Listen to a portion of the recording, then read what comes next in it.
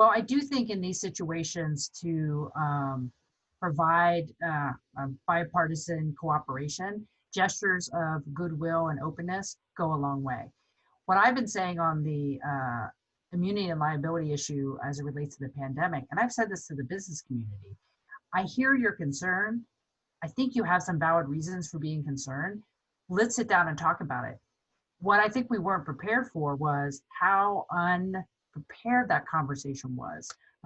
Yes, there had been some language, and I think you saw it in the one amendment that some of my colleagues were interested in.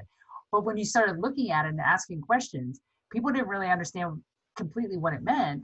And it just showed that it's a very complicated topic. And if you're going to provide immunity for businesses in the pandemic, you want to get it right. So what I've said to my colleagues in both Democrat and Republican is this is an important issue.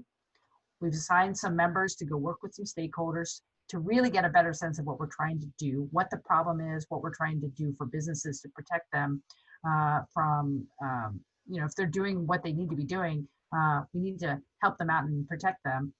And I have said, sit down, figure it out, refine the language. We are going to be in special session here probably in another month.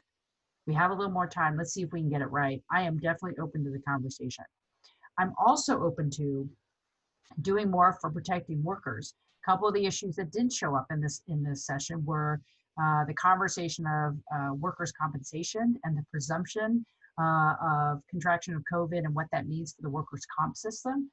The governor has directed the Management Labor Advisory Committee to look into that issue for both employers and employees on the workers' comp system. So we're going to have a proposal, hopefully, on that by mid to late July as well.